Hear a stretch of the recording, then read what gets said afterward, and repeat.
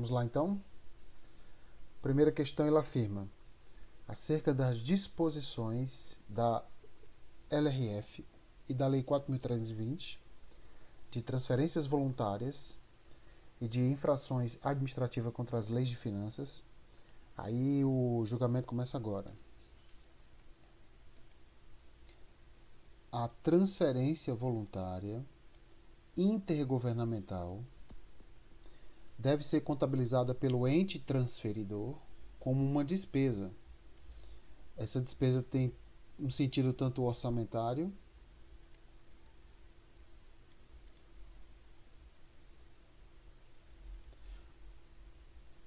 quanto um sentido contábil. Orçamentário porque consta na LOA, tá? E contábil porque vai ser contabilizado a débito nas contas que alteram o resultado do exercício para o ente que transfere, tá? Bom, para a gente conhecer melhor sobre transferências podem ser intragovernamentais, intergovernamentais, então é assim, dentro do mesmo ente, entre entes, ou consórcios, que aí é mais de um ente.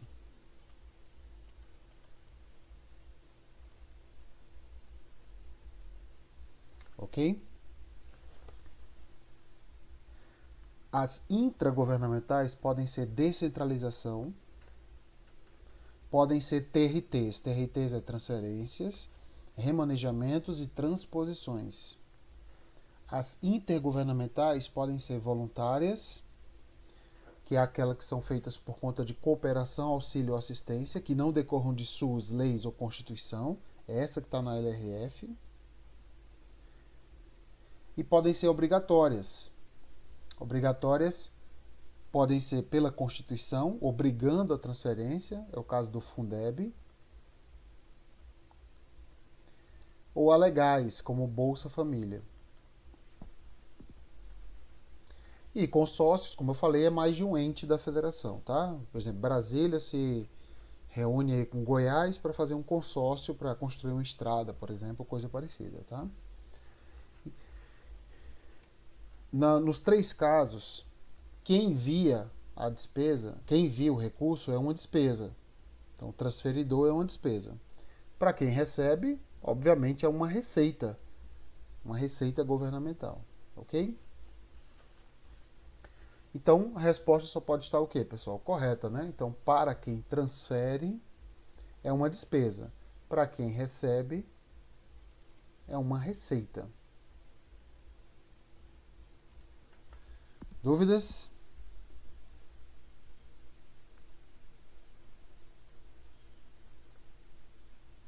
Beleza? Mais uma questão aqui, ó. O mesmo comando, mas aí o julgamento... Professor, Opa! aquela questão anterior, no caso, tipo assim, se for alguma coisa de dação em pagamento, como é que ela entraria aí nesse sistema aí? Dação em pagamento não é transferência. Dação em pagamento é quando um particular deve ao Estado. É outra coisa. Tá bom, obrigado.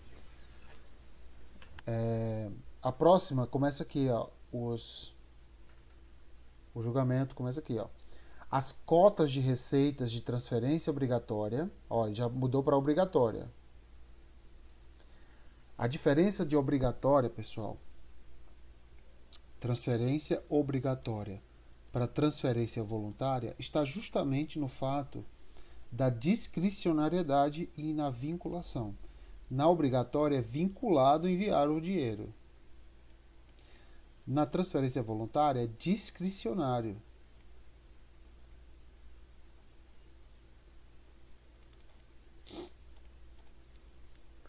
Né? Eu envio se eu quiser, né? E claro, o ente vai receber caso aquele queira enviar. Na transferência obrigatória é vinculado esse envio, porque ele está vinculado a uma lei ou à Constituição Federal, ok? A que está regulamentada pela LRF é a transferência voluntária, tá, gente? Mas ainda assim é discricionária. Aí ele fala: entre entes públicos devem ser incluídas como despesa do orçamento do ente transferidor. Isso na mesma prova, viu? Isso na mesma prova. Praticamente uma questão igual, né, à questão anterior. Ele só trocou aqui os termos, né? Então a resposta está correta. Ó. É a mesma questão anterior. É a mesma questão anterior. Entendeu? Ele colocou só cotas de receitas, transferência obrigatória e tal. Mas assim, tanto na transferência obrigatória quanto na transferência voluntária, para quem envia,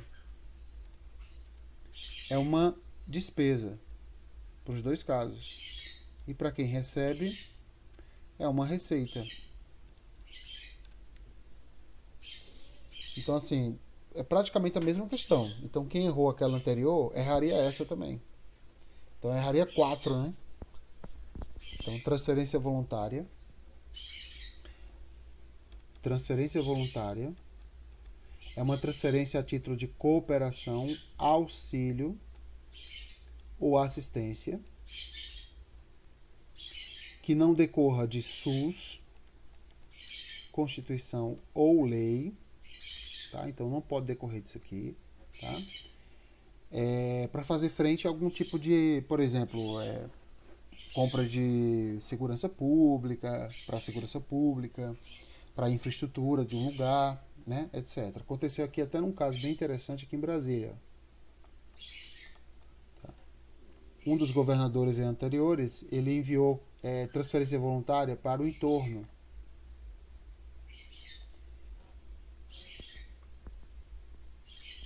Para que... outra coisa importante, ó, ele fala assim, ó, não pode decorrer do SUS, mas cuidado, a transferência voluntária pode ser na área de saúde. Entendeu? Ainda que, desde que não seja do SUS. Se for transferência do SUS, não entra como transferência voluntária, entra como transferência do SUS mesmo, né? Estritamente do SUS. Mas eu posso enviar dinheiro para outro ente da federação para sanar alguma coisa de saúde que não seja do SUS, ok? Então, o SUS é o sistema, mas a saúde está além do SUS, né? Então aconteceu aqui no DF. Ó. O DF enviou recursos para o entorno, para 3 cidades do entorno. Não lembro agora quais são as 3, mas foram 3 cidades. Para bancar justamente coisas da saúde. Tá? Então transferência voluntária decorre de cooperação, auxílio e assistência, que não decorra de SUS, Constituição ou lei, tá? Não pode. E outra coisa importante é que há condições para enviar, não é assim não. Acordar de manhã e falar assim, eu quero transferir dinheiro. Não é assim não. Tá? Tem condições tanto para quem envia, quanto para quem recebe. Para quem envia, por exemplo, tem que estar na Lua. Essa é a condição básica. E para quem recebe, tem que estar na Lua, tem que cumprir limites de gastos, tá? Tem que estar com pagamento de tributos para a União em dia. Então, há certas condições para que o envio da transferência voluntária aconteça.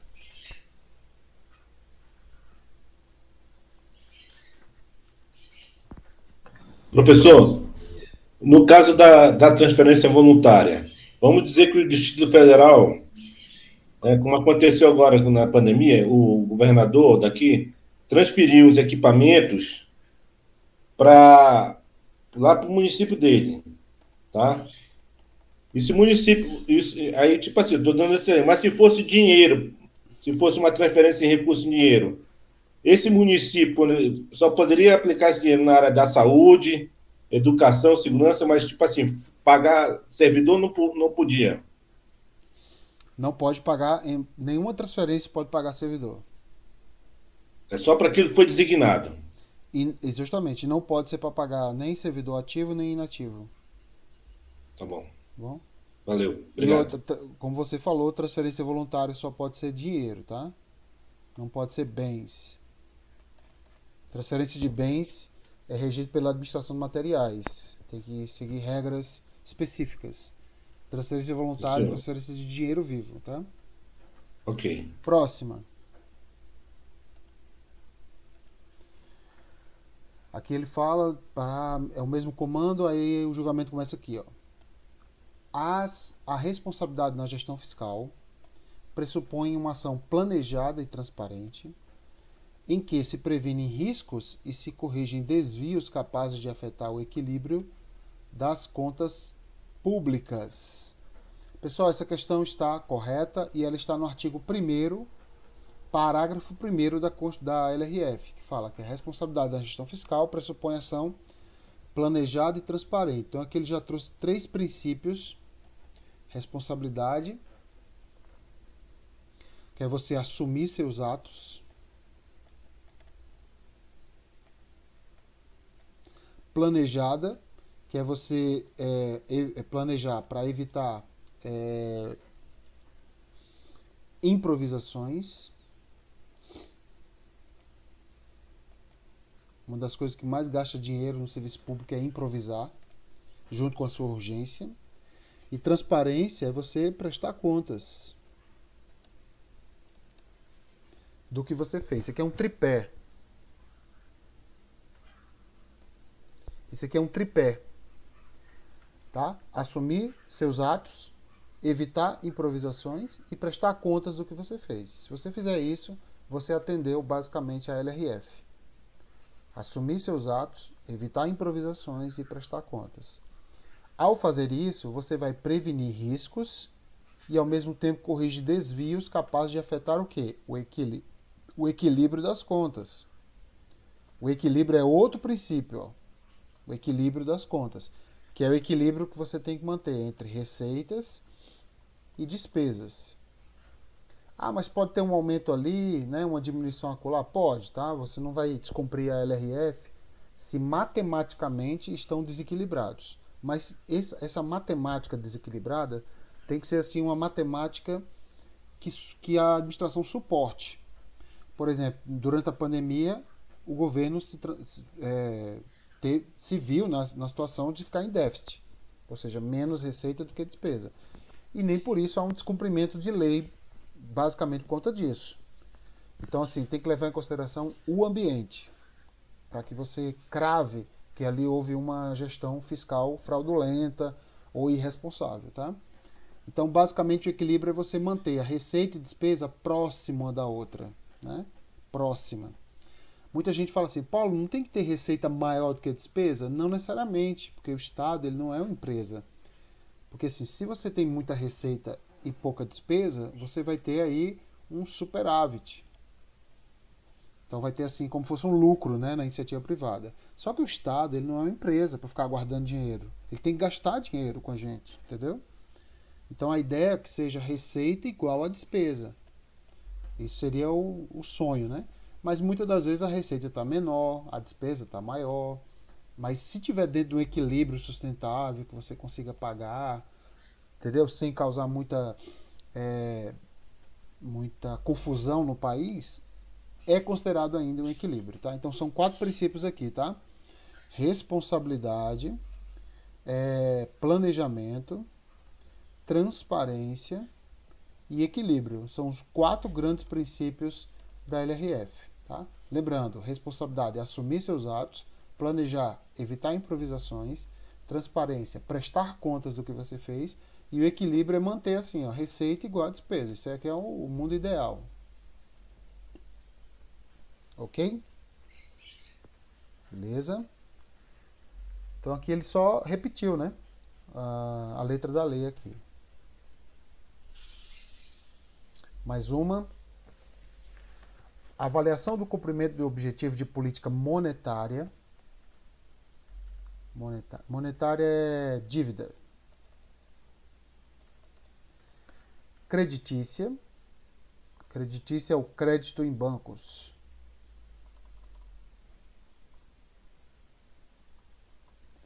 E cambial. Cambial, obviamente, é a moeda estrangeira. Deve ser feita exclusivamente por meio de convocação do ministro da Economia para audiência pública no Congresso Nacional. Vocês sabem que o Congresso Nacional tem essa autonomia e essa incumbência de convocar o pessoal do Poder Executivo para prestar esclarecimentos. Por exemplo, o governo lança um programa de liberação de créditos, né, no BNDES, com juros bem baixinho, para, sei lá, empreendedores do Brasil que querem empreender.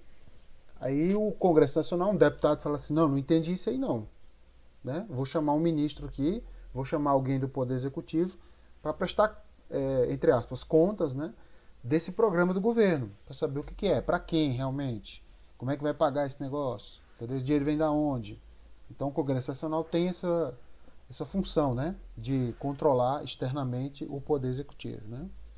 Só que a questão está errada, por quê? Segundo o artigo 9º, parágrafo 5º, no prazo de 90 dias após o encerramento de cada semestre, então no prazo de 3 meses após o encerramento de cada semestre, então são 2 vezes por ano, o Banco Central do Brasil apresentará, em reunião conjunta com comissões temáticas pertinentes no Congresso Nacional, por exemplo, a Comissão de Economia, a avaliação do cumprimento dos objetivos e metas das políticas monetária, creditícia e cambial. Presta atenção, ó, não entrou a política fiscal aqui. Ó. Tá? Por quê? Porque a política fiscal, aí sim, é o ministro da Economia. Então, quando ele falar assim, ó, política monetária, creditícia e cambial, você lembre do Banco Central. Então, monetária, creditícia e cambial, Banco Central do Brasil. Quando ele falar política fiscal, aí é o ministro da Economia. Então, claro que ele trocou aqui, né, pessoal? Ele trocou, né? Então, são 4 políticas que o governo interfere na nossa economia. Monetária, creditícia, cambial e fiscal. Somente a fiscal seria do ministro da Economia, que é aí onde entra receitas e despesas. Por exemplo, o governo já anunciou que pretende aumentar o Bolsa Família. Aumentar o Bolsa Família é despesa. Claro, e receita também, né? Porque esse dinheiro vem de algum lugar. E aí um deputado lá do Congresso, ó, Congresso Nacional, pode falar assim, estou desconfiando desse programa. Esse programa pode ser eleitoreiro. Pode ter um aumento de Bolsa Família ano que vem, porque ano que vem é um programa, é um ano eleitoral. Então eu vou chamar aqui o ministro da Economia, entendeu? Para prestar esclarecimentos de uma comissão. Geralmente a comissão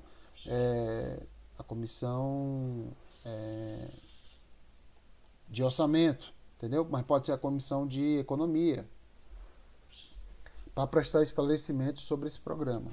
Para evitar que programas sejam feitos sem planejamento, sem responsabilidade, né? Ó, só em saber que eu posso ser convocado para dar esclarecimento, essa convocação é obrigatória, tá, gente? Tem que ir. Aliás, pode ser um convite, aí o ministro não está obrigado a ir, ou pode ser uma convocação obrigatória. Aí o ministro tem que ir, tá? Então o ministro, sabendo que tem que ir lá prestar esclarecimentos numa CMO da vida, onde vai ter oposição, né, etc., o ministro da Economia vai, digamos assim, pensar 2 vezes antes de fazer uma besteira, tá? Então a ideia da LRF é isso, que as pessoas pensem antes de fazer as coisas erradas. Muito bem, mais uma questão aí. Alguma dúvida?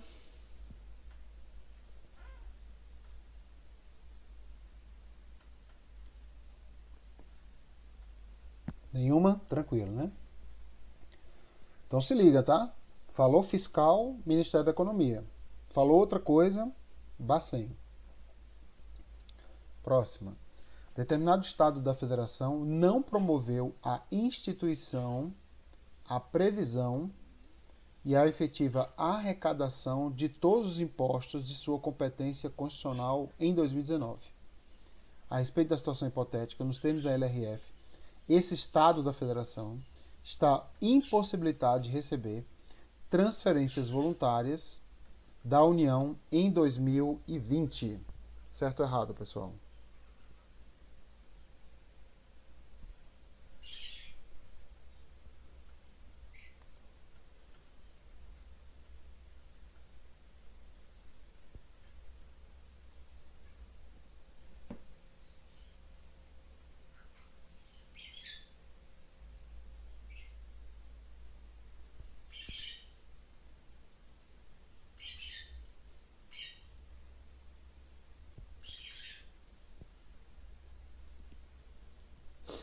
Pessoal, isso aqui está no artigo 11 da nossa LRF, que determina que o governo...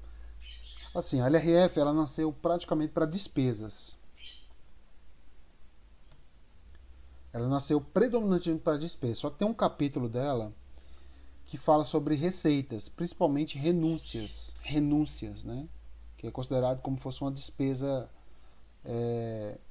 fiscal, digamos assim, né? O fato de você não receber dinheiro. Só que existe um problema que é o seguinte. Antigamente, o político aqui, ó. Aqui está o político, tá? Ele vê aqui a população como voto, né? A gente sabe disso, né? Vamos ser realistas, né? Então o político ele vê a população como um voto, entendeu? Como pessoas que vão votar. E se tem uma coisa que eu perco voto, é imposto. Entendeu? Criar um imposto, aumentar um imposto, isso perde voto. Então, pensando nisso, um político antes de 2000, né? Poderia não instituir um imposto, poderia instituir, mas não prever o imposto, poderia instituir e prever, mas não arrecadar o imposto. Isso geraria o que na população? Aquela falsa sensação de que o político é bonzinho, que é legal e tal. Só que isso é péssimo, porque o governo ele precisa gastar dinheiro com a população. E esse dinheiro vem dos impostos, não tem jeito. Então é um mal e um bem ao mesmo tempo, né? Então, para evitar essas pessoas que poderiam usar a máquina pública em benefício próprio, a LRF obrigou que você instituísse, que você prevesse, né, que você arrecadasse todos os seus impostos, né, residuais da Constituição Federal. Por exemplo, a cidade de Goiânia tem que instituir, prever e arrecadar o imposto sobre serviço, o IPTU. Senão o prefeito comete crime, tá? Beleza, aí ele fala, a respeito dessa situação nos termos da LRF, esse estado está em possibilidade de receber transferências voluntárias em 2020, já que ele falou em 2019, né? Entende-se que acabou 2019, né? Então seria a penalidade para 2020. Gente, ó, não receber transferências voluntárias é sim uma penalidade, caso você não institua, preveja e arrecade aquele tributo, aquele imposto. Então, se você não fizer isso, você fica em possibilidade de receber transferências voluntárias de outros entes da federação. Só que existe um erro aqui, ó.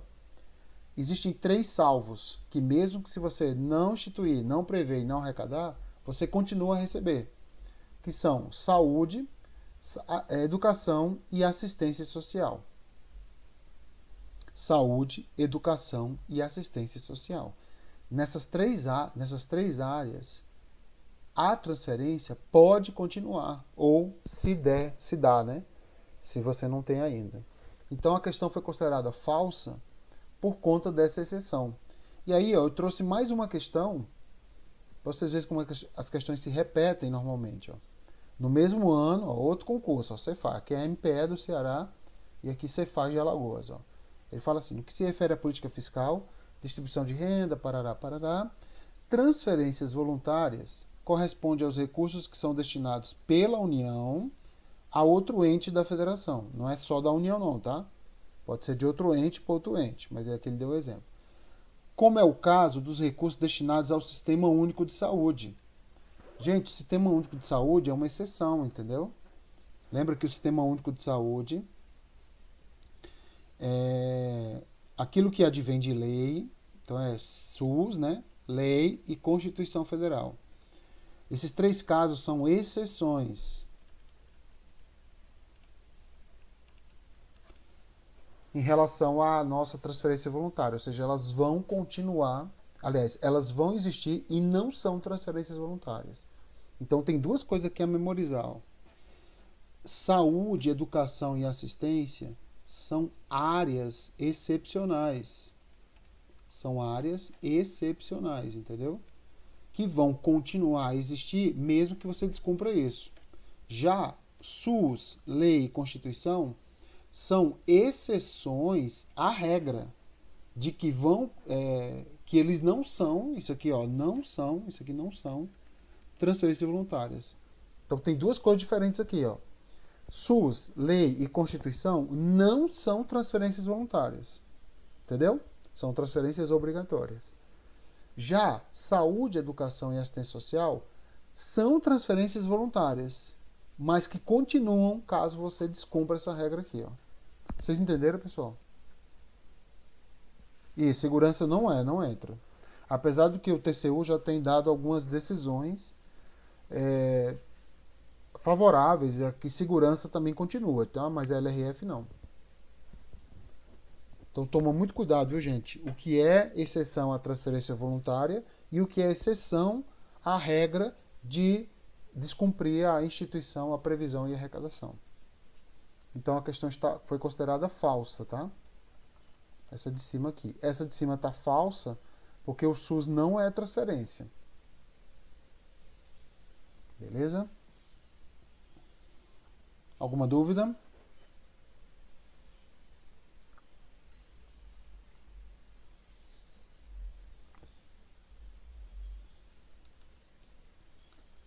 Nenhuma?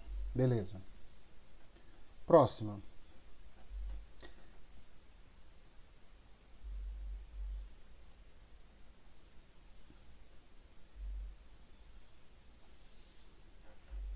As duas estão falsas aqui, ó.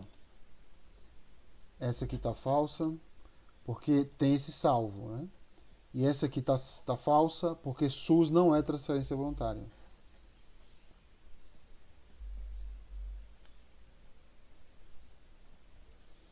SUS, que inclusive, aproveitando aqui, né, é o que nos livrou, né, na pandemia. No Brasil hoje tem 11 milhões de pessoas que estão na miséria. Mais 16 milhões que estão desempregados. Mais 56 milhões que estão com o nome no Serasa ou SPC.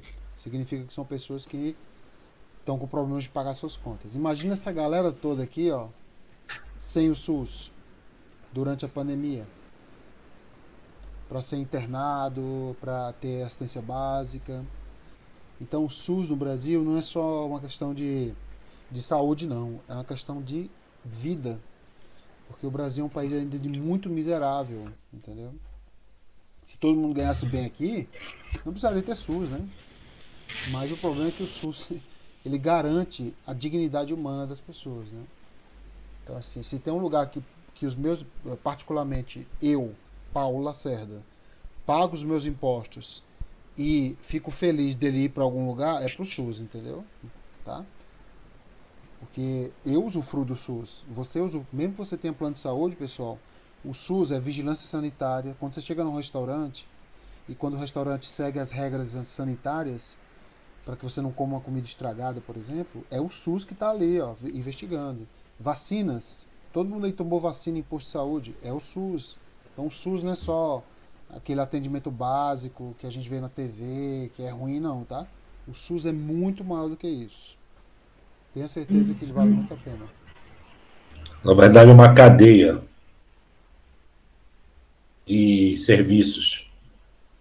Então, é isso que eu falei, né? É vacinação, é vigilância sanitária, é atendimento básico, AIDS, câncer. Então, é emergência, é prevenção, é pesquisa. Tudo isso é bancado pelo SUS. O SUS não é só aquela imagem que a gente vê em emergência que realmente tem problemas. Ali tem problemas. Mas o SUS é muito mais que isso. Professor, no caso dessas transferências voluntárias, né, que o Estado faz, tipo assim, então, tipo assim, obrigação, saúde, educação e segurança, essas podem se considerar transferências voluntárias? São transferências voluntárias, isso aqui. Assistência social também, né? Totalmente. Que não seja de lei. Por exemplo, Bolsa Família é lei. É uma assistência social, mas advém de lei. E aí já não é mais lá de cima, é de baixo. Certo. Entendeu? Essa que eu estava confundindo, porque aqui tem uma aqui e a outra aqui eu estava na dúvida. Aí uma tem que ser por lei, a outra é voluntária, né? É Exatamente. isso? Tá bom, obrigado. Se tem uma regra obrigando a transferência, ela já não é transferência voluntária. Se tem uma regra me obrigando a transferir, já não é transferência voluntária. Isso não impede que algumas áreas, como por exemplo, educação, advenha de lei e não advenha de lei. Entendeu? Certo. Mais uma. Isso aqui é uma questão muito interessante. Uma das coisas mais importantes da LRF é a questão da transparência. Com a expressão chamada accountability. Essa expressão ela não tem uma tradução muito literal para o português, mas ela significa, para a nossa disciplina, transparência, prestação de contas. Tá? Então, quanto mais você dá sigilo, quanto mais você impede a transferência, quanto mais você não tem apreço às transferências voluntárias, a transparência, você impede a gestão fiscal. Tá? Então, quanto mais transparência você dá, menos corrupto você é. Ou pelo menos menos corrupto você está, né? Porque ninguém vai dar transparência ao que você fez de errado. Então, por isso que quando você infringe a transparência, sonegando informações, impedindo o acesso às pessoas. E outra coisa, transparência não é só estar assim, divulgado na internet, não. Ó. Muita gente fala, tá na internet. Mas às vezes está na internet com, digamos assim, com um linguajar muito rebuscado.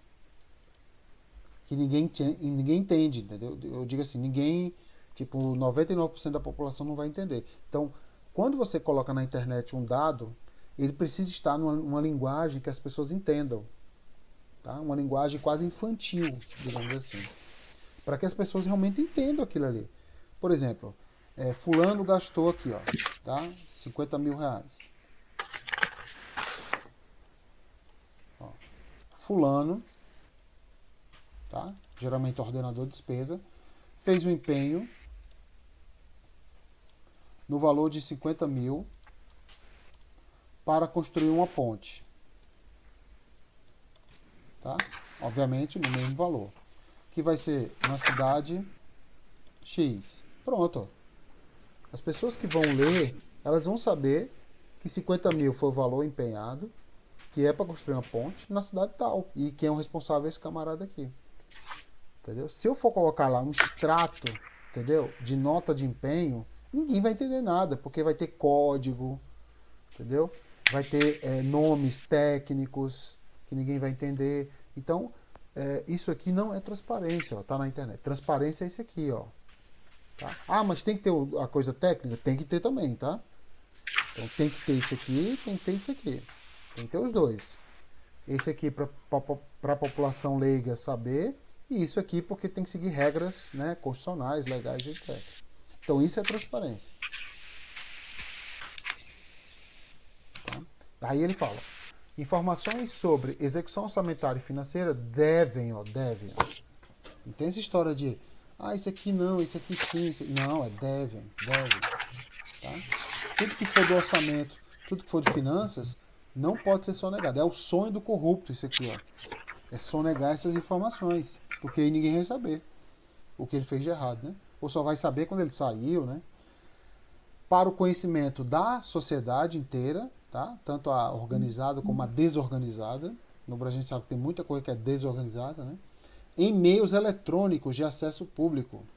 Pessoal, isso aqui está no artigo, ó, correta a questão, no artigo 48. Ó. Isso aqui é um artigo que você tem que ler bastante, tá?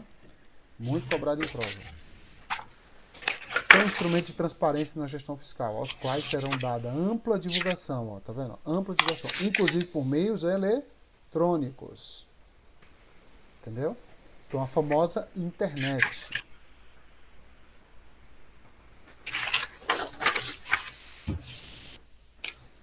Isso aqui porque fica feio colocar numa lei assim, internet, entendeu? Ele fala meios eletrônicos, né? Mas em tese é a internet. O que tem que colocar na internet? Ó? Todas as leis orçamentárias, o PPL, DOL, a LOA, a prestação de contas, parecer prévio, os dois relatórios, que é o o REL e o RGF, e as versões simplificadas desses documentos.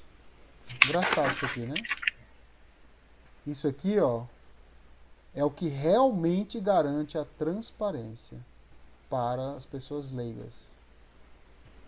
Entendeu? São as versões simplificadas. Simplificar o linguajar, entendeu? Para que as pessoas entendam realmente o que está acontecendo. Tá? Porque assim, se eu mostrar uma LOA para uma pessoa que nunca estudou AFO na vida, ela nunca vai entender isso. Flávio, eu vou pedir que você só desligue o seu som, por favor. Oh, desculpa, professor, foi mal. Beleza. Obrigado. As versões simplificadas desses documentos, que é a transparência, tá? Esses outros documentos também seguem a transparência, não deixam de seguir, só que eles são mais complicados. Eles são assim, sem ser simplificado, o linguajar é mais complexo. Então é preciso que você tenha 2 documentos, né? Por exemplo, você preste contas para o Congresso Nacional e preste contas para a sociedade, de uma forma mais, até mesmo lúdica, muitas das vezes, tá? Mas o parágrafo 1º determina que a transparência será assegurada também mediante incentivo à participação popular em realização de audiências públicas durante os processos de elaboração e discussão do PPL e do LOA. Isso aqui é o famoso orçamento participativo.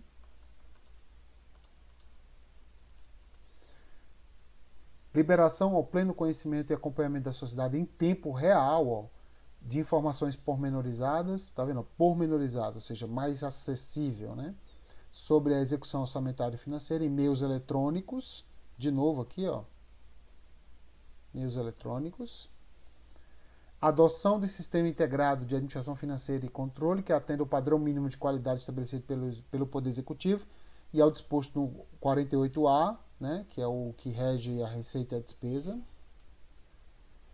E no parágrafo 2º ele fala: a União, Estados, DF e município disponibilizarão suas informações e dados contábeis, orçamentários e fiscais conforme periodicidade, formato e sistema estabelecido pelo órgão central de contabilidade da União, os quais deverão ser divulgados em meios eletrônicos. Está vendo? Ó, 3 vezes apareceu meios eletrônicos.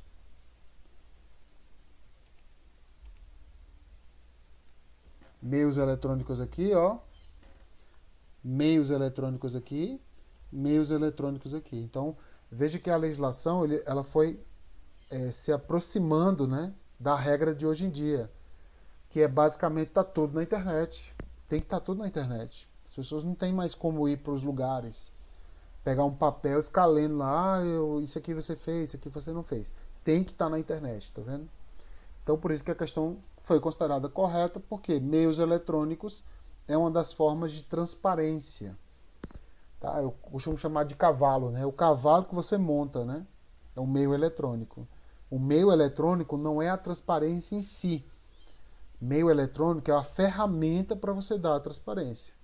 Transparência é o que você escreveu, o que você fez, tá? Beleza? Então, tá aqui quase todo o artigo 48, ó, que é um artigo muito importante para a prova, tá?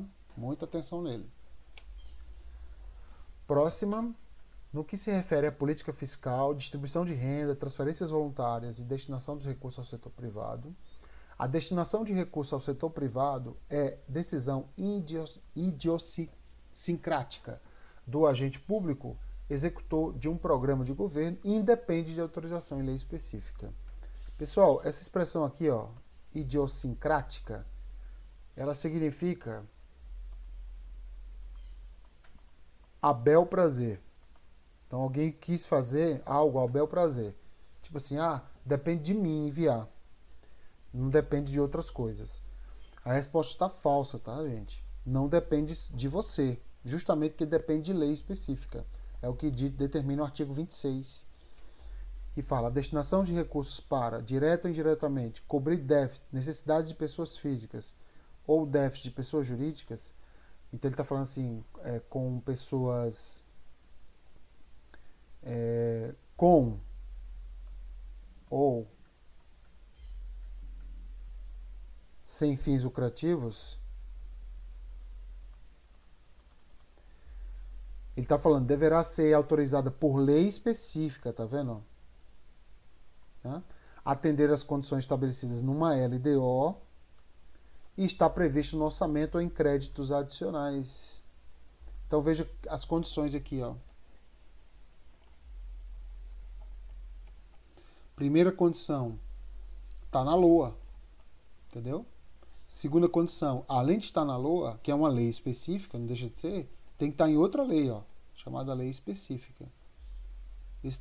Tem esse nome lei específica porque essa lei só pode tratar disso, não pode tratar de outro assunto, tá? Tem que respeitar o que determina a LDO, tá? Ou, se não tiver em LOA, entendeu? Se não tiver em LOA, pode estar em créditos adicionais.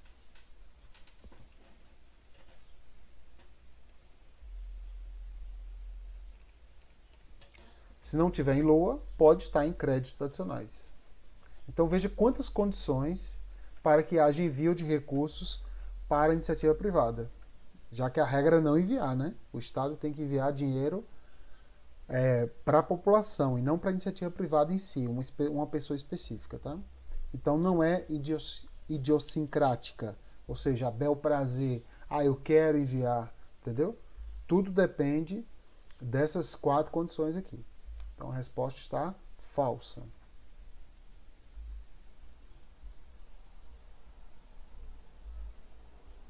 Próxima. Essa aqui, ó, a gente já está entrando em despesa. Vai ser um tema da próxima aula. A gente vai entrar bastante em despesa. Eu deixei para a próxima aula para a gente falar de despesa, que é o capítulo maior, né, da LRF. Mas aqui já dá para a gente começar a trocar ideias sobre despesa. Para a criação de uma ação governamental, essa ação ela pode ser um projeto que tem início, meio e fim, ou atividade.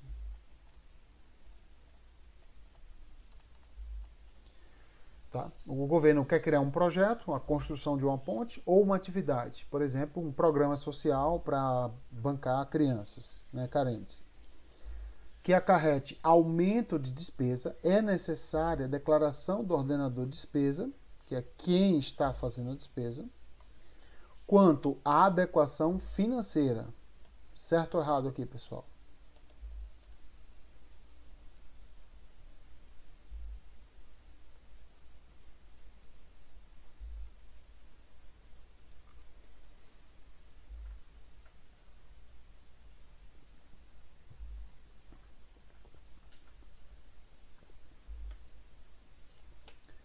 Questão correta. Está no artigo 16 da nossa LRF, que fala a criação, a expansão, o aperfeiçoamento.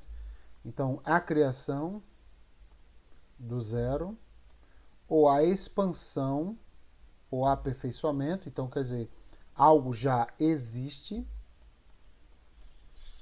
mas será aumentado, né? Então, uma coisa que você queira criar do zero, ou uma coisa que já existe, mas você quer aumentar, que acarrete aumento de despesa, será acompanhado de quê? Tá vendo? Isso aqui é uma obrigação.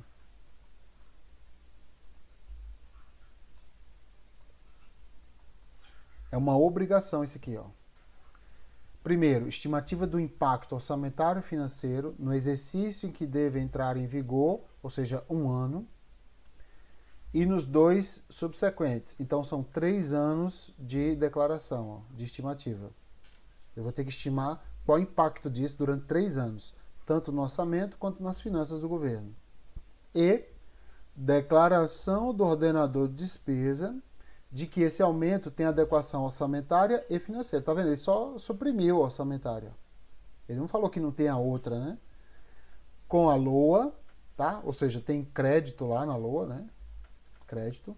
Com o PPA, ou seja, está num programa do governo, está no programa de governo, e na LDO, está dentro das metas governamentais e prioridades.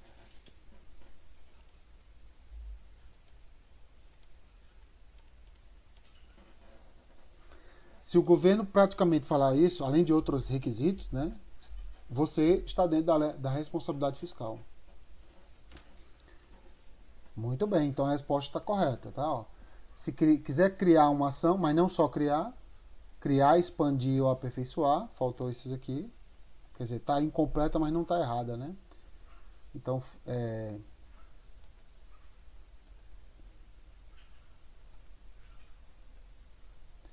faltou expandir e aperfeiçoar, né?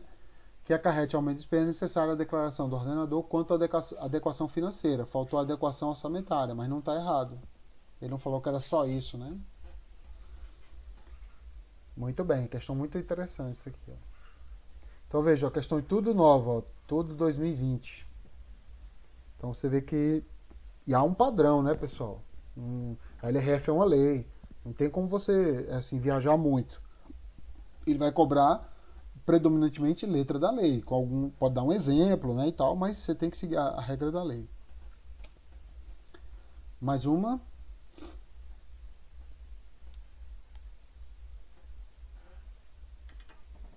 Certo ou errado isso aqui?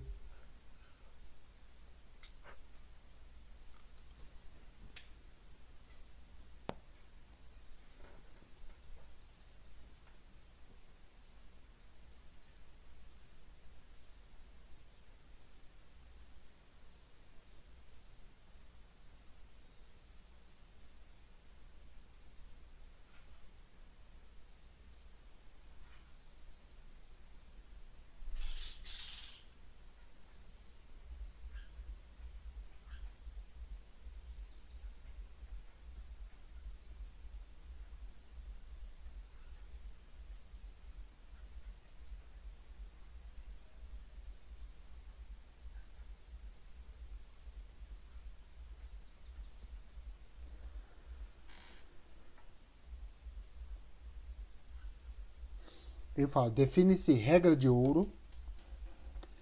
Essa regra de ouro aqui, pessoal, já estava na Constituição Federal, tá? Como instrumento de controle dos gastos públicos federais, que estabelece um limite ao acréscimo das despesas do governo durante 20 anos. Aqui tem algumas inconsistências aqui, ó. Tá? Essa regra de ouro, como eu falei, está na Constituição Federal, tá? Mas na LRF foi declarada a sua inconstitucionalidade.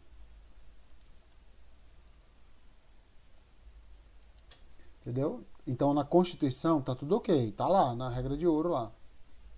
Só que na LRF, a LRF também trouxe isso. Trouxe um dispositivo falando da regra de ouro, mas ela foi declarada inconstitucional, justamente porque ela ia além do que a Constituição já falava, tá? E o outro erro, então assim, como eu falei, ó, não consta na LRF, foi declarado inconstitucional. E o outro erro é o seguinte, regra de ouro não é para limitação de despesa durante 20 anos. Isso está na emenda 95, né, de 2016. Que criou o famoso teto dos gastos primários.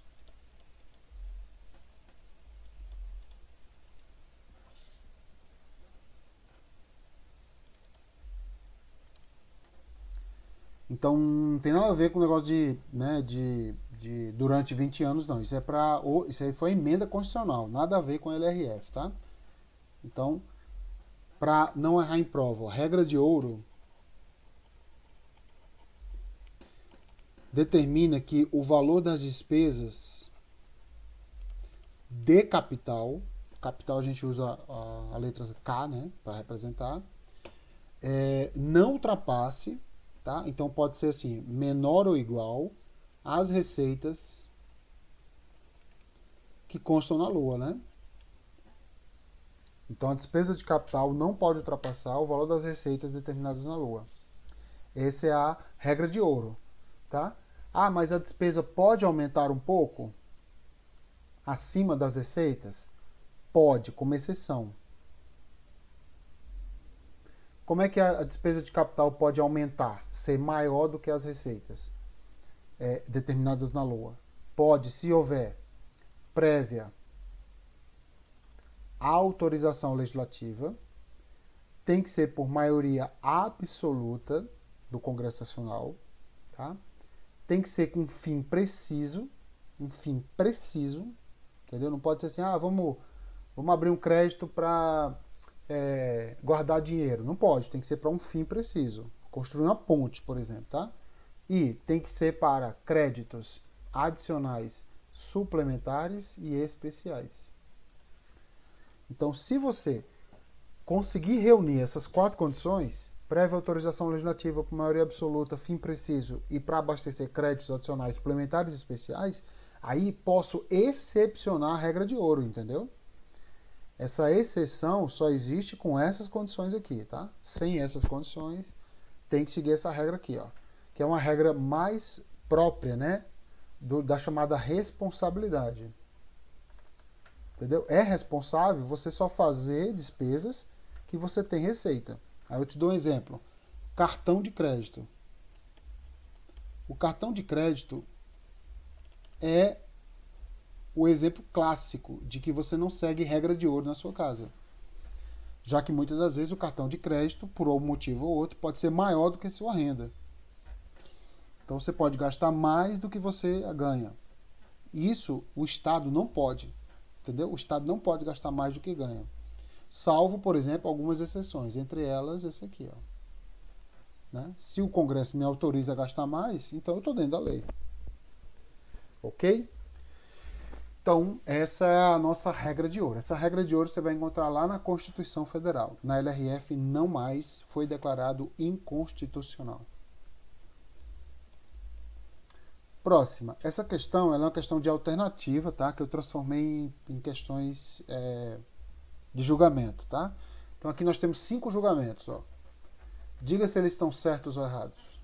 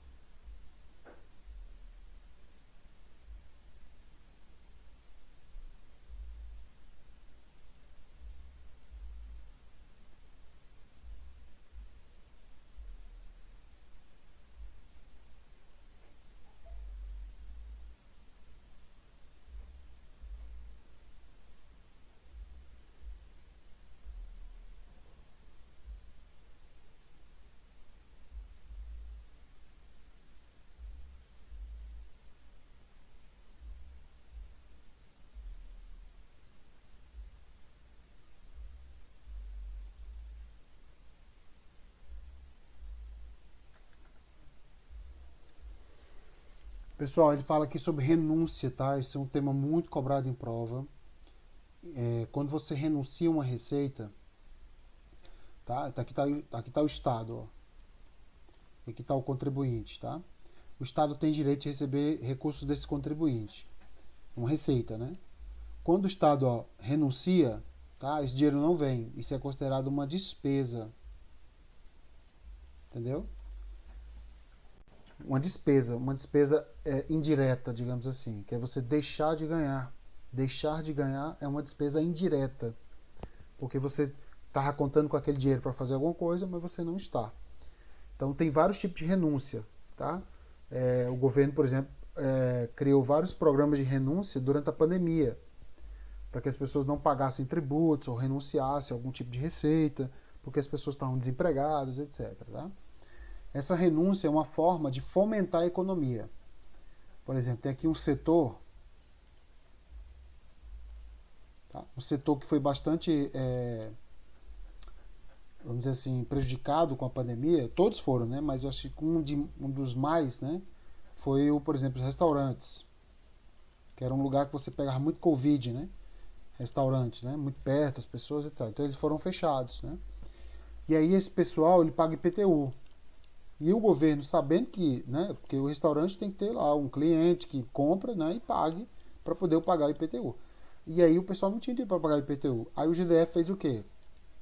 Falou, olha, vou reduzir aqui 20% de IPTU, tá? Para você pagar só 80%. Isso é uma renúncia. Ou então assim, este ano você não paga IPTU. É uma renúncia. Então esse dinheiro não está entrando no GDF. Por quê? Porque eu quero fomentar, né, fomentar, incentivar, né, esse comércio, esse setor. Uma coisa muito importante, tá? Não existe renúncia, pessoal, geral, tá? Tipo assim, o governo, no DF ninguém mais paga IPTU. Pô, aí tem um cara que ganha sei lá, 10 milhões de reais por mês, é um empresário bilionário. Por que esse cara está recebendo um incentivo? Entendeu? Não existe incentivo, renúncia no sentido geral. Tem que ser para algum setor específico, tá? Setor restaurante, setor imobiliário, setor dos carros, setor público, tem que ser algum setor, tá? Pode ser mais de um setor, mas tem que ser setores, não geral, tá? Tá? Ele fala assim, ó, concessão de quê, ó? Aí eu posso materializar essa renúncia por meio de subsídio, por exemplo. Entendeu? Um subsídio. Um subsídio muito comum que a gente dá como exemplo é o Minha Casa Minha Vida. Né? Onde as pessoas vão pagar parcelas do imóvel menor porque o Estado subsidia, o Estado lá paga. Tá? Pode ser, por exemplo, uma redução de alíquota.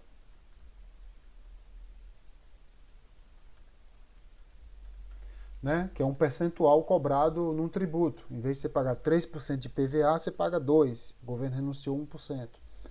Pode ser também, ó, reformulação, né, de base de cálculo.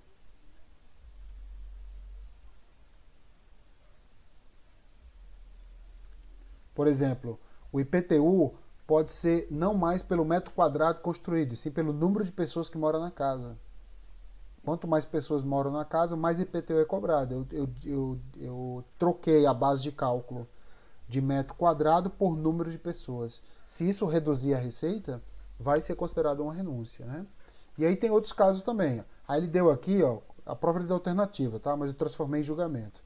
E a gente quer saber qual deles não faz parte de uma renúncia, né? Por exemplo, olha que pegadinha isso aqui, ó. Parcelamento, ó. Parcelamento, ó. Muita gente acha que parcelar uma dívida. Você tem uma dívida com o Estado parcelou em 3 vezes. Ah, isso é uma renúncia. Não é renúncia não. Você só está pagando parceladamente. Né? E ampliação da base de cálculo. Não, quando você amplia a base de cálculo, você não está renunciando, você está ganhando mais, né? Como é que amplia a base de cálculo? Por exemplo, um apartamento está aqui, ó. Né? Eu vou analisar por metro quadrado, né? Quanto maior o apartamento, mais tu paga de IPTU. Só que, por exemplo, eu coloco ou não coloco a varanda? Entendeu? Vamos dizer que a varanda não fosse colocada e de repente o governo, não, agora a varanda vai ser computada para pagar IPTU. Eu ampliei a base de cálculo, entendeu? A varanda vai entrar. Isso não é renúncia, isso é ganhar mais dinheiro, né? Na letra número 2 seria parcelamento, também está errado. Alteração indiscriminada de alíquota e subsídio. Isso aqui a gente pode dizer que está certo, né? Porque pode ser alteração para baixo, né? Pode ser para cima também, né? Mas nesse caso pode ser para baixo, então a gente considera como correto. Isenção de caráter. Isso aqui cai muito em prova. Ó. Não existe isenção de caráter geral, pessoal. Isenção de imposto é, por exemplo, você vai comprar um carro, por exemplo. Né? Você vai comprar um carro aqui, ó. Se você tem deficiência motora, você tem a possibilidade de comprar um carro com menos impostos. Ó. IPI diminui, né? IPVA também pode diminuir quando você comprar. porque você tem essa deficiência. É uma isenção para que pessoas que tenham deficiência possam comprar carros, entendeu? Adaptados, né, para a sua deficiência lá. Então não existe isenção de caráter geral. Tem que ser para um setor específico, tá? Alteração indiscriminada de alíquota e parcelamento, tá vendo? Então pode estar alteração de alíquota, pode estar certa, pode estar errada. Como a questão já tem outras questões aqui erradas, ó, né? Parcelamento não é, então a gente pode considerar como certo ou errado. Então se cair na prova, provavelmente a questão está nula, né? A número 4 está correta, né? Remissão, que é um perdão, subsídio, que é você subvencionar, né? Subsidiar, e outros benefícios que correspondem a tratamento diferenciado. Tá? Por exemplo, no caso do pessoal que tem deficiência, ou pessoal os cotistas, né, de vestibulares, podem ter tratamento diferenciado. Na hora de, por exemplo, cotistas de universidades podem ter 50% de desconto na compra de livros. Tá? Aí, por exemplo, olha como a LRF não só é uma letra fria. Você tem que entender também. Um dos casos que fazem com que estudantes, cotistas, principalmente cotistas que sejam questões de social, né? Ou seja, não tem dinheiro, passam num concurso, e quem já fez faculdade sabe o que eu estou falando, a universidade é de graça, né? Assim, mensalidade e tal, não existe. Só que você precisa gastar muita grana lá dentro. Comprar um livro, entendeu? Apostila, tem a comida, que às vezes você passa o dia inteiro lá e às vezes você não é beneficiado. Por exemplo, na UFPB, que é a universidade que eu me formei, tá? Na UFPB, lá a comida é de graça, entendeu? Almoço, jantar e café da manhã. Almoço, jantar e café da manhã. Não é para todos também, tá? Você tem que fazer um cadastro e tal. Mas é de graça, entendeu? Na UNB é paga. É simbólico? Mas é pago, entendeu? E quem é estudante sabe que grana é difícil. Então, a LRF, ela pensando nisso, ela pode falar assim, não, peraí, o camarada, ele vai passar por cota, né, numa universidade, beleza. Mas quando chegar lá, como é que ele faz para estudar? Se tem que gastar uma grana que ele não tem. Então, eu posso dar para ele uma atenção diferenciada. Por exemplo, na hora da compra de livros, na hora de passagem de ônibus, na hora que ele for fazer uma viagem, porque assim, a gente acha no Brasil, uma das coisas mais ridículas que a gente acha no Brasil é o seguinte, que estudante só é estudante dentro da sala de aula, entendeu? Um estudante de escola, por exemplo, só é estudante durante a sala de aula, que ele está lá durante aquelas 5 horas lá. Não, pessoal, estudar vai além da sala de aula, tem a ver com ir ao cinema, tem a ver com ir à biblioteca, tem a ver com ir ao teatro, tem a ver com fazer esportes, entendeu? Que muitas das vezes está fora da sala de aula. E ali faz parte do ensino. E muitas das vezes, por exemplo, uma pessoa que está indo ao cinema não é considerada educação. E é. A pessoa ir ao cinema, ela pode estar aprendendo inglês, por conta das legendas, né? E a pessoa está falando inglês com ela. Interação com as pessoas. Então, o Brasil é muito falho nesse sentido. Tá? Por exemplo, aqui no DF, um estudante, ele só pode usar o vale dele, né? Ou seja, o cartão, né? Que é entrar, entre aspas, de graça no ônibus, se for aquele itinerário certo para a escola e voltar. Ele não pode usar para ir ao cinema. É um absurdo. Entendeu? Quando ele vai ao cinema, ele está sendo educado. Quando ele vai a um teatro, entendeu? Quando ele vai a uma peça, quando ele vai a um show. Tudo isso é educação. Exato, 4 vezes por dia, né? Que é ir e voltar, depois ir e voltar de novo, mas só para a escola. Se ele for entrar num ônibus que tem outro itinerário, o cartão dele não é aceito. Se não me engano, tá? Se não me engano. Eu nunca estudei no DF aqui, nesse sentido, mas eu acho que é assim. Então isso é um absurdo. Bloqueia o cartão, exatamente. Ó. Então é um absurdo. Lá em João Pessoa, o estudante, ele pode andar para onde ele quiser com o vale dele. Entendeu? Por quê? Porque ele vai ao cinema. Ali é educação.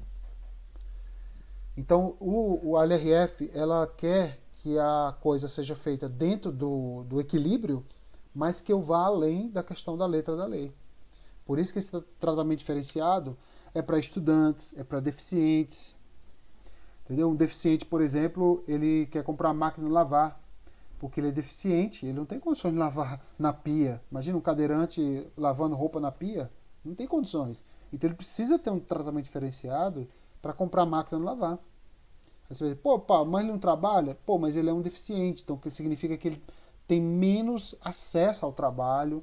A gente sabe que existe uma discriminação, né, etc. Então o Estado ele tem que criar leis que atendam essas pessoas, tá? Isso é muito importante.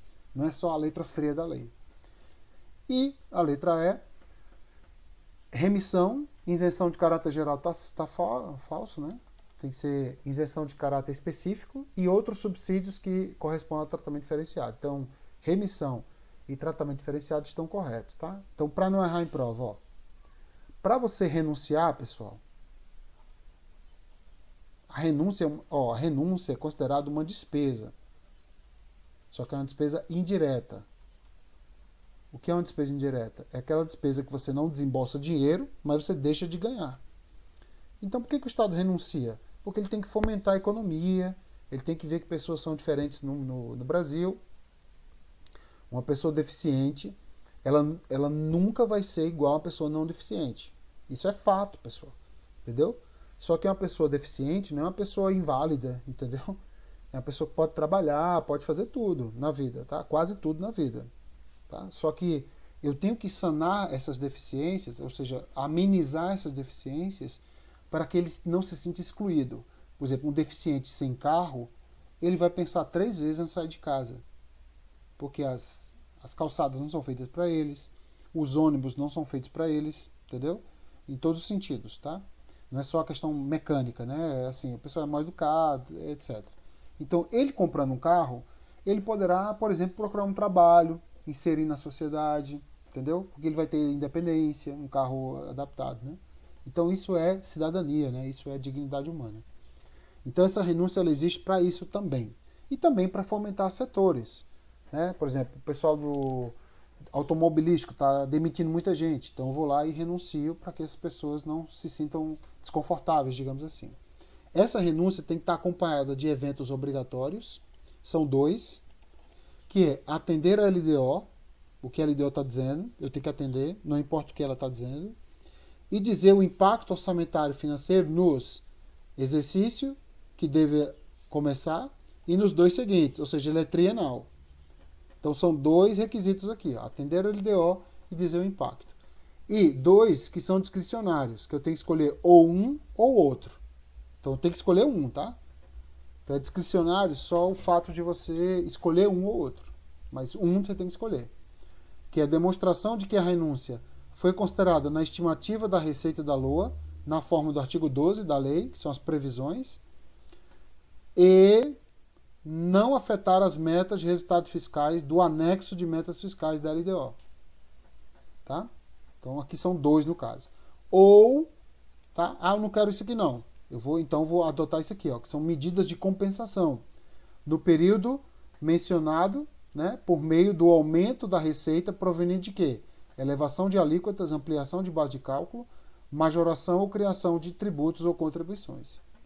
Então eu posso escolher ou um ou outro, desse da direita aqui. Tá? Ou eu posso computar na LOA de que não vou ganhar aquele dinheiro, ou posso computar e colocar uma medida de compensação. Tipo assim, ó, eu reduzi o IPTU. Para quem? Para os restaurantes que ficaram fechados, etc. Mas vou aumentar o IPVA. De quem? Do Uber. Entendeu? Porque o Uber durante a pandemia não parou. Porque é um serviço essencial, né? É um transporte público. Então eu posso aumentar o IPVA. Quer dizer, assim, na verdade, assim, o Estado tira de um canto e ganha do outro, né? Então eu posso compensar. Com a dica, tá? Essa medida de compensação aqui, ó, cuidado. Essa medida de compensação, ela tem que ser adotada antes da renúncia. Olha como a coisa é bem planejada, ó. Se eu for renunciar ao IPTU, eu quero renunciar. Ok, antes de renunciar, eu tenho que já adotar a medida de compensação. Para evitar que você crie a renúncia e depois fique enrolando para compensar. Então, atenção. Importante, ó, acompanhe o ato de renúncia obrigatoriamente 3 dispositivos, ó, 3, ó. Esses 2 aqui, que são obrigatórios, e um desses 2. Então, 2 obrigatórios e 1 dos discricionários. Então, se falar assim, quantos atos devem acompanhar o ato da renúncia? 3. 2 obrigatórios e 1 dos discricionários. Beleza? Isso já foi cobrado em prova.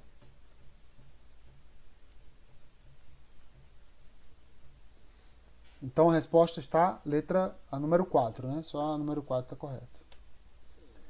Próxima. Alterações da alíquota de impostos, das quais resultem redução da receita, renúncia de novo, submetem às regras de comprovação de neutralidade da medida. Neutralidade, ou seja, o governo, ele não, vamos dizer assim, ó, eu sou uma pessoa... Eu sou, por exemplo, eu sou dono de posto de gasolina, entendeu? Aí eu dou uma renúncia para os postos de gasolina de algum tributo que sejam apenas donos brasilienses, entendeu? Só pessoas de Brasília vão ganhar. Quer dizer, os outros donos de postos de gasolina que não são naturais, os donos dos postos que não são naturais de Brasília, não vão receber isso. Então eu não estou sendo neutro, tá, gente? Eu estou desequilibrando a economia, dando uma renúncia para quem é de Brasília e para quem não é de Brasília não tem. Então eu não estou sendo neutro.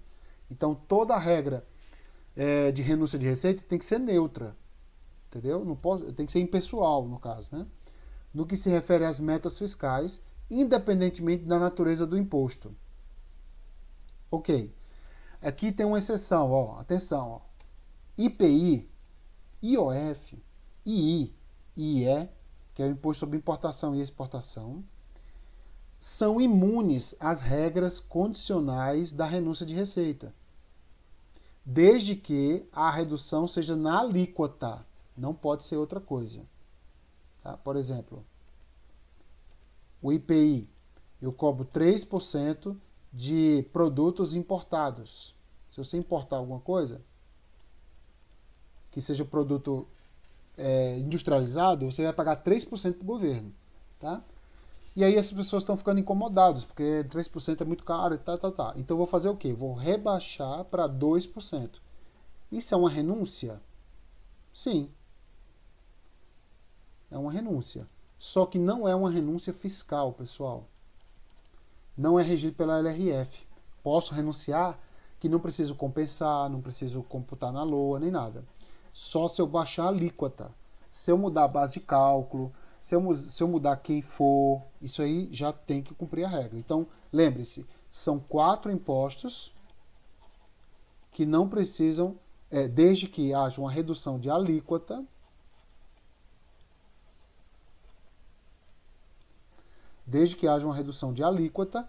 então, se forem esses 4 impostos e se forem na questão da alíquota, aí eu não preciso seguir as regras da LRF. Tá? Não preciso. Então, quando ele fala independentemente da natureza do imposto, a questão deixou falsa. Porque tem 4 impostos que não precisam seguir as regras da LRF, que foram as regras que a gente viu na questão anterior. Então, por isso que a questão está falsa. Muito boa essa questão, viu? Pegadinha. Mais uma. No conceito de receita corrente líquida dos estados, são deduzidos os valores das transferências que eles fizeram aos municípios por determinação constitucional. Esse aqui também é um tema muito presente em prova, tá? Receita corrente líquida, ela é base para os gastos públicos, ó.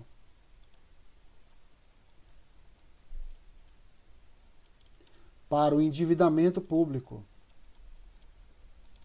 e para muitos outros parâmetros, né, da LRF. Então, como é que se calcula a receita corrente líquida? A receita corrente líquida é a soma das receitas correntes brutas, que são 8, é o tricopaisto,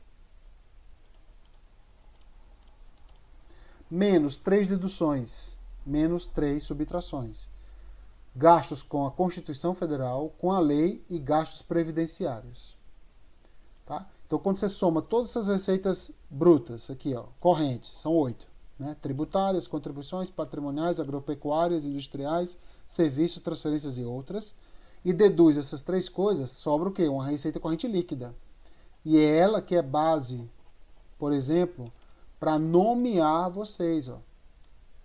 Nomear lá na PGDF. Sabe esse concurso que você está estudando? Depende da receita corrente líquida do GDF, já que a LRF é uma lei nacional, tá? Rege o GDF também. Então, quantas pessoas serão chamadas num concurso nessa da PGDF? Depende da receita corrente líquida. É ela que é a base do gasto com o pessoal, por exemplo. Entendeu? A questão está correta porque toda vez que o Estado, ó, recebe dinheiro de um contribuinte, ele tem que repassar recursos para os municípios, os quais estão dentro desse Estado.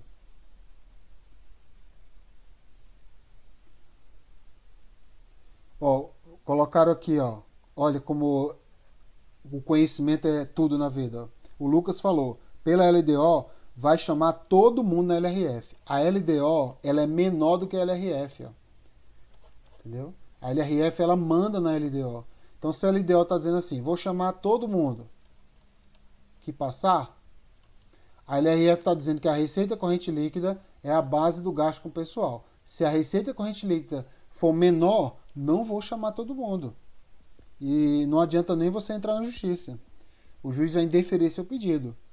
Porque a LRF, ela manda na decisão judicial. O juiz não pode ir de encontro à LRF. Entendeu? Então, a LDO sempre ela é submissa à LRF. Sempre, sempre, sempre. Tá? Então, ele fala aqui, ó. Como eu falei, ó, o Estado, tá? Ele ganhou o dinheiro do contribuinte e ele tem que repassar esse dinheiro para os municípios, né? Os quais estão dentro do Estado. Para o Estado, isso aqui é uma despesa, tá? Para o município, isso aqui é uma receita. E essa receita ela vai ser computada como o quê? Receita corrente. Então eu tenho que deduzir para chegar na receita corrente líquida. Como é que fica então aqui, ó? Para você não errar em prova.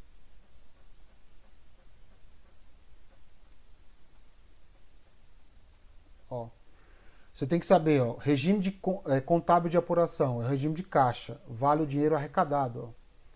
Esse dinheiro será efetivo recebimento durante 12 meses de apuração, sendo um mês de referência com os 11 meses anteriores, tá? Então, vou computar assim, ó, o mês de referência computado com os 11 meses anteriores, ó, somando, então, 12 meses. Isso aqui é todo mês, tá, gente? Todo mês é assim, ó. Eu computo o mês e com os 11 anteriores. Mês que vem, que é o mês de referência, com os 11 anteriores. A demonstração será bimestral para a sociedade brasileira num relatório chamado REL. Tá? Então, o REL ele é feito bimestralmente. Tá? E duplicidades, eventos patrimoniais, eventos intraorçamentários e estágios da receita de previsão, lançamento e recolhimento são excluídos do cômputo, né, da receita corrente líquida. Então, só entra a arrecadação mesmo, tá, gente? Só entra a arrecadação. Não entra outra coisa, não.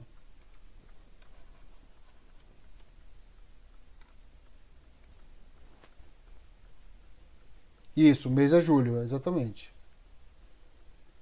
Porque agosto não acabou ainda, então ele não pode ser o mês de referência. Então só entra, pessoal, aquilo que foi verdadeiramente arrecadado. E o cômputo é assim, ó. Se eu estou em agosto, julho é a referência. O que você ganhou em julho, tá? Somado aos 11 meses anteriores, tá? Quando eu chegar em setembro, atenção, ó, quando eu chegar em setembro, tá? Aí o mês de referência vai ser agosto, conjugado com os 11 meses anteriores. Então você vê, ele vai puxando o mês, ele vai tirando o mês, o primeiro mês lá do ano passado. E outra coisa importante, a receita corrente líquida ela é apurada somando 12 meses, mas não são 12 meses necessariamente civil, né? Ou seja, de janeiro a dezembro. Pode ser de novembro a dezembro do ano passado. Então pode frequentar 2 anos. Não tem problema não. Tá, gente? Então esse quadro aqui pode fazer você acertar muitas questões em prova, tá? Não esqueçam. Para calcular a receita corrente líquida, eu preciso de um mês, que é referência, conjugado com os 11 meses anteriores. Esse mês em referência é sempre o mês que passou em relação ao que você está. Então você fala assim, a prefeitura fulana de tal está no dia 14 de agosto. Opa, então significa que você tem que computar de julho para trás, computando 11 meses. Ok? Esse mês em referência aqui, aliás, esse período aqui completa 12 meses. 12 meses. E eu utilizo sempre o regime de caixa. Então vale o valor arrecadado, tá? E não posso usar duplicidades. Não tem duplicidades aqui, tá? Vale, como eu falei, o valor que eu verdadeiramente arrecadei. O valor arrecadado. Ok? Lembrando que nesse cômputo eu vou computar como receita corrente líquida é igual a receita corrente bruta. São 8 receitas, tá? Tributária, contribuições patrimoniais, menos 3 deduções, que é constitucional, legal e previdenciário, que não deixa de ser constitucional e legal também. Quando eu faço esse cálculo aqui de subtração, sobra a receita corrente líquida. Sei lá, sobrou 1 milhão. Entendeu? Aí aqui é que eu vou gastar com pessoal, entendeu? É aqui que eu vou me endividar. É aqui que eu posso dar garantias. Então, a receita corrente líquida é o parâmetro para a LRF, para você gastar com pessoal, por exemplo. Então, como eu falei, não importa se a LDO falou que vai chamar todo mundo num concurso, não. Isso é só uma expectativa de direito, entendeu? Isso não é direito, tá? Porque a realidade é a LRF. Então, se a LDO está falando que vai chamar todo mundo e a LRF, por ela, eu provo que não tem dinheiro, vale a LRF, vale a lei maior, tá? Então, por isso que a questão está correta, tá? Quando um município aqui, ó, quando o município ele recebe dinheiro do Estado, tá? No conceito, são deduzidos os valores das transferências, ou seja, no Estado eu deduzo. Tá? Nos municípios eu computo. Tá? Nos estados que estão enviando eu deduzo. Para mim é uma obrigação constitucional. Então veja que loucura isso aqui. Ó. Quando você paga o IPVA é do estado. Tá? Aqui não serve para o DF, porque o DF não tem município. Tá? Serve para o Rio de Janeiro, Paraíba, Rio Grande do Sul. O estado ele tem que enviar, é obrigatório, para os municípios que estão dentro desse estado, 50%, tá, gente? Não é mais nem menos não, é 50% mesmo. Tudo bem? Então, quando o estado ele for computar a sua receita corrente líquida, ele tem que somar toda a receita corrente bruta, menos isso aqui, ó. Entendeu, pessoal? Menos isso. Já o município, ele vai computar a sua receita corrente líquida computando receita corrente bruta menos as deduções, né? Que são constitucionais e tal. Para o município, esse 50% já é a receita bruta. Entendeu, pessoal? Então, para quem está enviando, é a dedução. Para quem está recebendo, é o cômputo, é a soma. Então, mas todos os dois terão receita corrente líquida. Muito bem. Então, a resposta está correta. Mais uma. Tenta fazer essas 5 questões aqui, pessoal. Sobre dívida fundada e flutuante.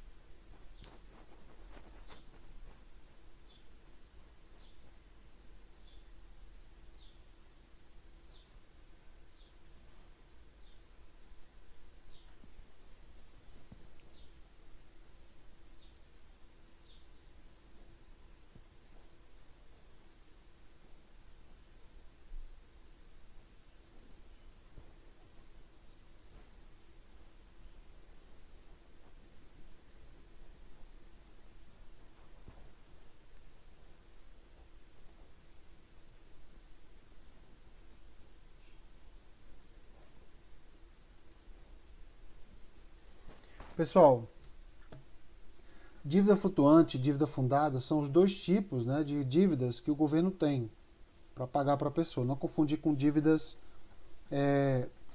dívida ativa, né, que é quando o contribuinte deve ao Estado. Bom, ele falou assim, assinala a opção correta, eu transformei em julgamento, né, para a gente ter mais agilidade. Na primeira questão está errada. Caso ultrapassados o limite da dívida flutuante, o primeiro quadrimestre do último ano do mandato será proibida a contratação. Não é flutuante, é consolidada que tem essa regra, tá? Também conhecida como fundada. Então a primeira questão está errada. Segunda questão, é vedado ao gestor público contrair nos últimos 2 quadrimestres do mandato obrigação de despesa que contribui para o aumento da dívida pública. Essa questão está considerada falsa, por quê? Porque é assim, ó, que não possa ser paga dentro do exercício. Entendeu? Então não é vedado o gestor contrair dívidas. É vedado o gestor contrair dívidas que não possa ser paga dentro do exercício, entendeu? No caso aqui seria basicamente os restos a pagar.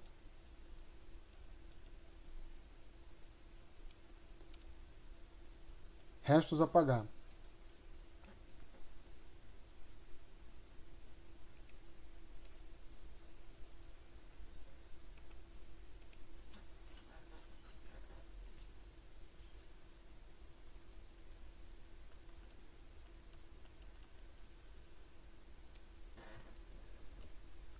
A próxima está correta, porque ele fala, caso os limites da despesa com o pessoal estabelecidos não sejam atingidos, estará proibida a realização de operações de crédito, quer dizer, os limites estabelecidos não sejam atingidos, quer dizer, você não atinja o limite, entendeu? Ou seja, que você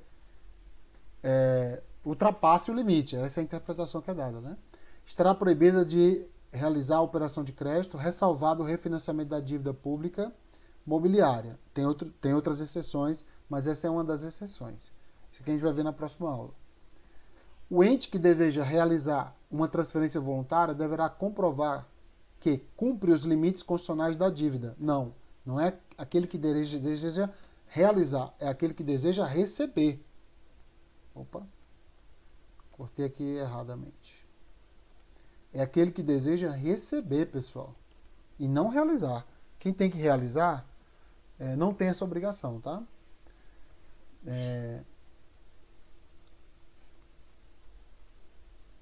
O ente que...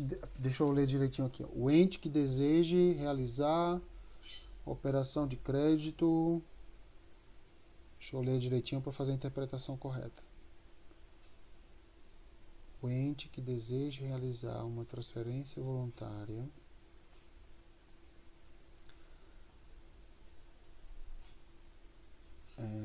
O ente que deseja realizar a transferência voluntária deverá comprovar... Deixa eu ver aqui...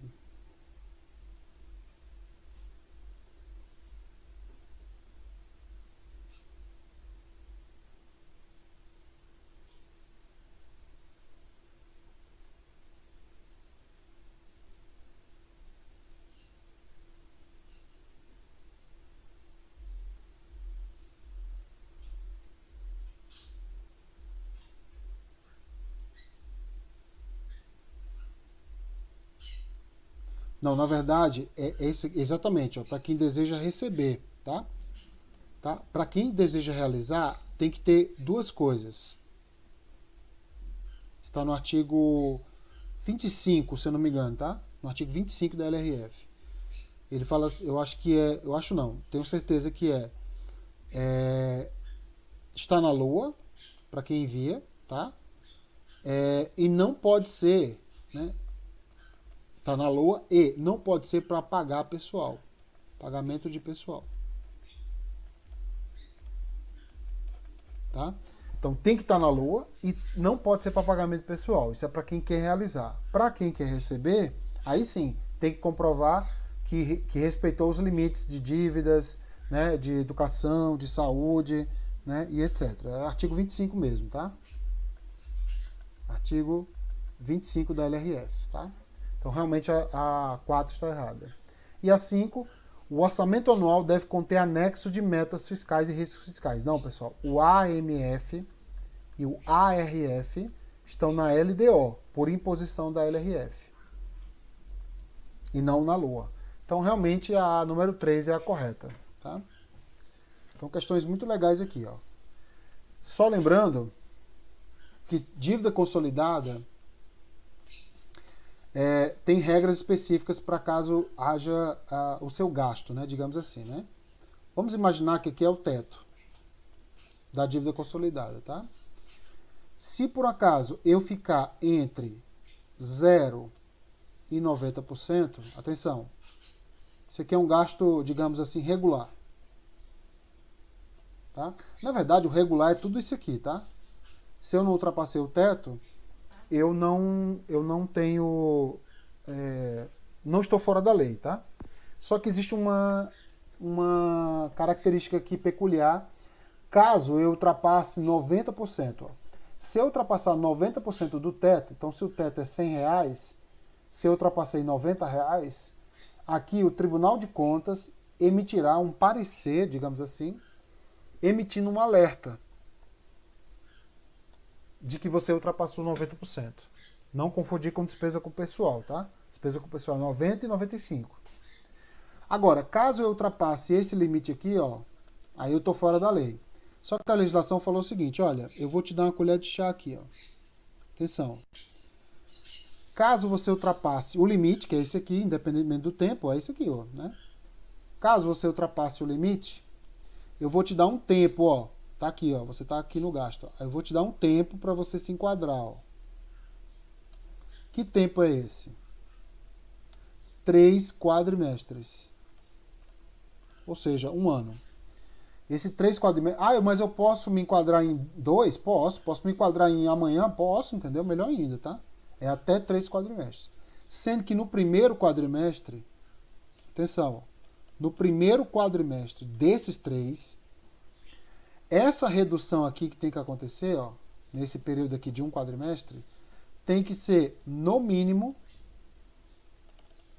1/4, ou seja, 25% do excesso. Então, toda vez que você aumentar a despesa com dívida, você tem 1 quadrimestre para reduzir 1/4, ou seja, 25%. Então, se você aumentou R$10, você tem que reduzir R$2,50 nesse período aí. E, claro, o restante nesse próximos 2 quadrimestres. Mas, Paulo, eu posso reduzir tudo aqui, ó? Já no primeiro? Pode. Ótimo, entendeu? Para reduzir, pessoal, ó, eu tenho que assumir 2 coisas. Primeiro, não realizar operações de crédito. Óbvio, né, pessoal? Operação de crédito é uma dívida, né? Eu não posso fazer mais dívidas, tá? Salvo refinanciamento da dívida imobiliária. Essa eu posso. Esse é o único salvo, tá? E a outra é você reduzir, né, digamos assim, o empenho, né? Você procurar a redução de empenho. Para que você não comprometa essa dívida, justamente para não comprometer essa dívida pública, tá? Essa é a chamada recondução da dívida, tá? Isso é quando se perdurar o excesso. Então, quando tiver o excesso, você está proibido de realizar operações de crédito, né? E terá a obrigação de reduzir os empenhos. Isso a gente chama de obter o chamado resultado primário.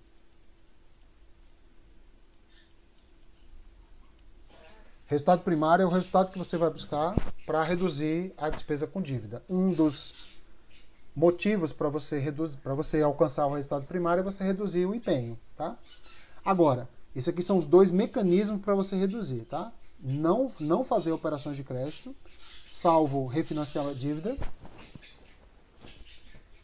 e você diminuir o empenho buscando o resultado primário. Agora, caso você não consiga reduzir, por exemplo, você estava até reduzindo, ó, chegou aqui, ó, passou do prazo e você está acima ainda. Aí você vai ficar proibido, ó, de receber transferências voluntárias. Não pode receber transferências voluntárias, tá?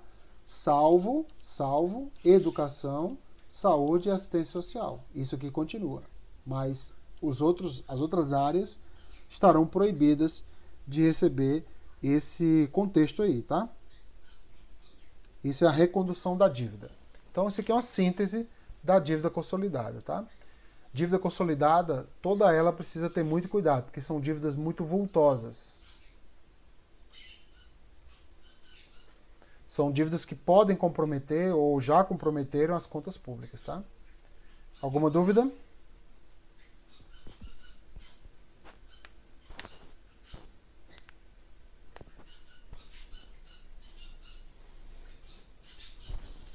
Nenhuma? Mais uma? Vamos lá. Se verificado que a realização de receitas poderá não comportar o cumprimento das metas de resultado primário, ficará vedada a limitação de empenho de diferentes dotações orçamentárias em percentuais distintos. Olha que loucura isso aqui, né? Vamos lá. Fala assim.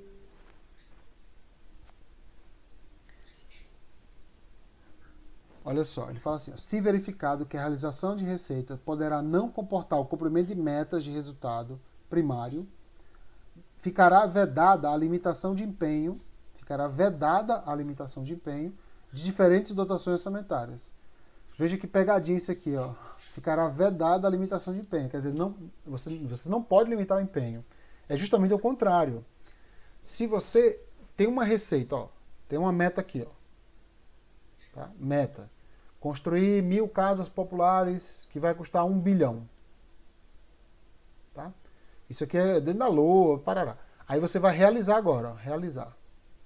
Aí tu realizou a receita e essa receita deu 900 milhões. Quer dizer, a arrecadação de receitas não vai comportar a meta. O que eu tenho que fazer então? Reduzir a meta. Reduzir o empenho. Tá? É justamente o que diz o artigo 9º.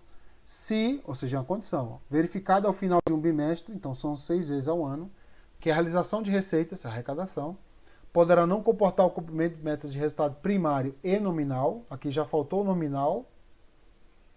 Tá? Não significa que está errado, mas faltou, né? Estabelecidos no anexo de metas fiscais da LDO, os chefes de poderes e do MP, então são os 3 poderes da República, né, mais o MP, promoverão por ato próprio e nos montantes necessários, nos 30 dias subsequentes, limitação de empenho. Ó. Aqui, ó. O grande erro da questão. Tem que ter limitação, pessoal. Tá? E também de movimentação financeira. Não pode ficar movimentando o dinheiro de um lugar para outro. Sempre seguindo os critérios da LDO. Então esse artigo 9º sempre é cobrado em prova. Variavelmente vai ser cobrado na sua prova aí, tá? Então, claro, se você tem uma meta e o dinheiro não dá, o que você tem que fazer? Reduzir o empenho. Não fazer o empenho. Justamente para não fazer despesa maior. Então a resposta já pode estar errada. E assim terminamos nossa aula, pessoal. E aí, gostaram? Acrescentou? Show de bola, professor. Poderia fazer 2 questionamentos, por gentileza? Opa, pode.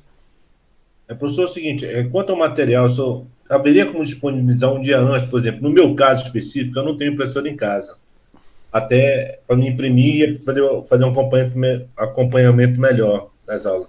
E a outra, tem como o senhor depois disponibilizar os gabaritos a resposta dessas questões que o senhor colocou hoje aí na aula, para a gente depois fazer a anotação nas questões, depois que a gente imprimir o material? Haveria essa possibilidade?